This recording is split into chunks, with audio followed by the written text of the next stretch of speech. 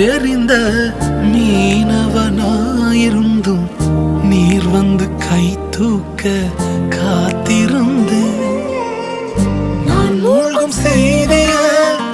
ஓர் பேச விட மாட்டேன் அழைத்தவர் கைவிடலன்னு